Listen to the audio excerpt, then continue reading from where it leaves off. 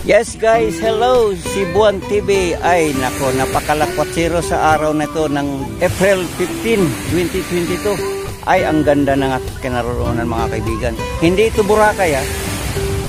Hindi ito Boracay, kundi ito ay isang beach ng parte nito sa May Doyong. Malapit lang ito sa Pandan mga kaibigan ha. Hindi ito sa Boracay Island. Nandito lang ito mga kaibigan sa lugar ng Pandan Antique. Alright, kaganda. Ay, galag shout out. Ay, kaganda sa aking background. Karagatan. Alright. So, ito pakita ko sa inyo mga kaibigan, ang karagdagang lugar na ating mapupuntahan. No? Ayan, ipakita ko lang yung ano nandito sa pagkapaligiran ko.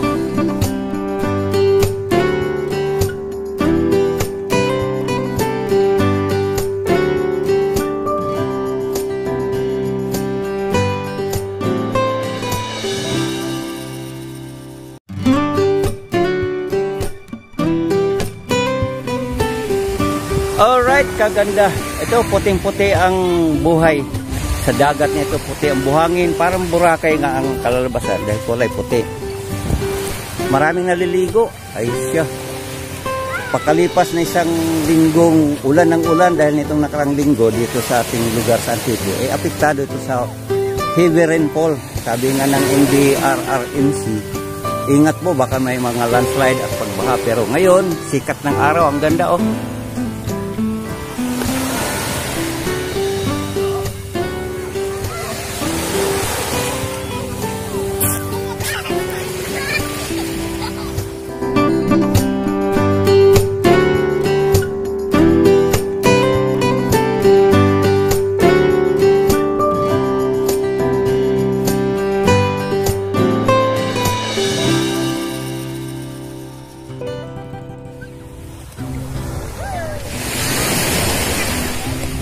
Yun, mayroong nakasilong sa ilalim.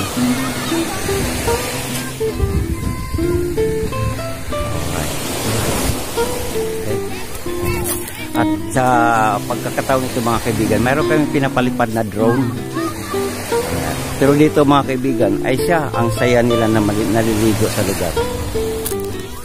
Mayroong nag-snorkeling. Sa linaw ba naman kasi ng dagat? Oh?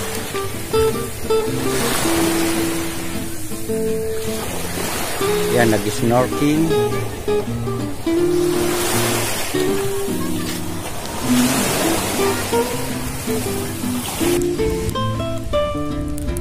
Ipakita ko lang sa inyo mga kaibigan, mayroon ditong helipad.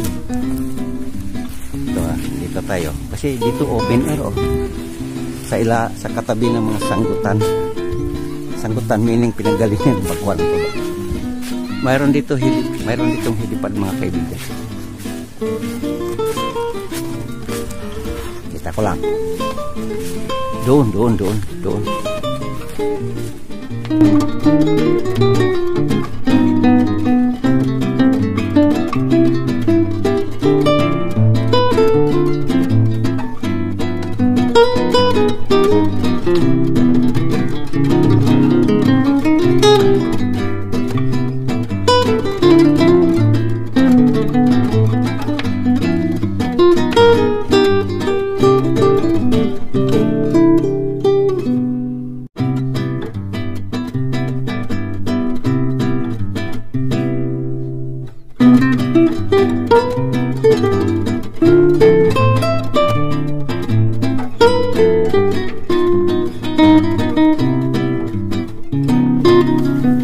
Katabi ng karagatan ito, pwede dito bumaba ang helicopter.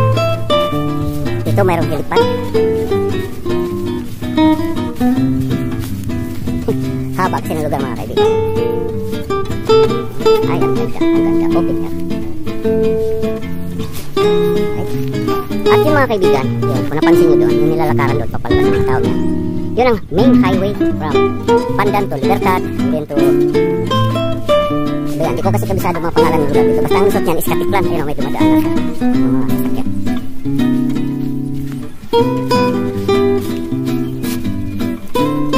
Ayun mga kaibigan.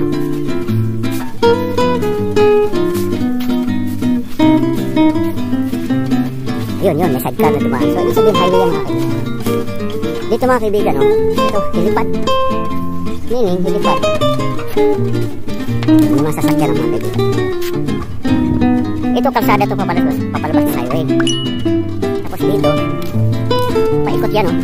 Yan, pila puti na yan. Dito, pwede na bumaba ang helicopter. So, sino ba dyan ang gusto mamasyal na may dalang helicopter? Dito mga kababayan, oh. Alright, ito yung helipad mga kaibigan dahil doon, oh, ay kaganda ang karagatan. Balik tayo sa dagat.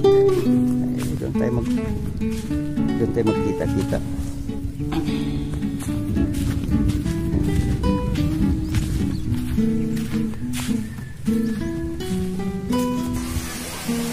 At dito naman ang isang magandang tanawin. Ito ay beach resort talaga kaibigan. Kasi itong nasa ating kaliwa, ayan, isang resort. May cottage dyan.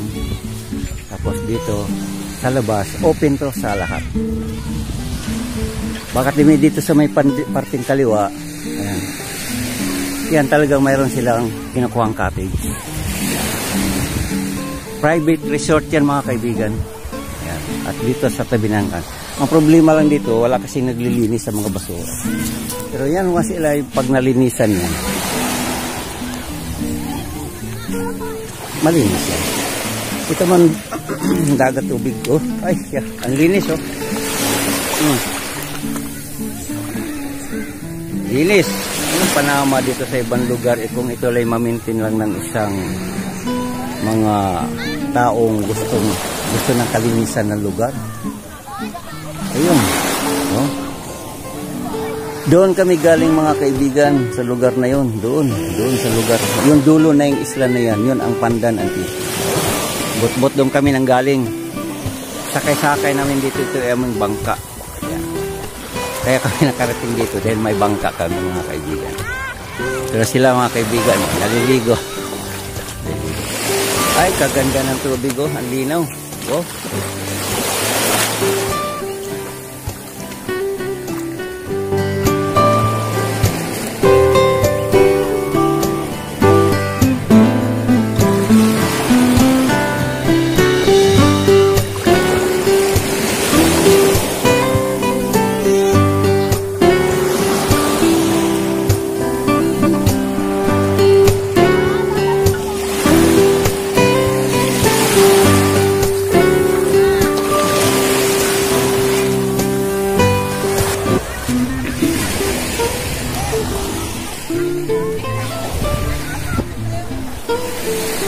At yun lang mga kaibigan ang update ko sa lugar dito na aming napupuntahan.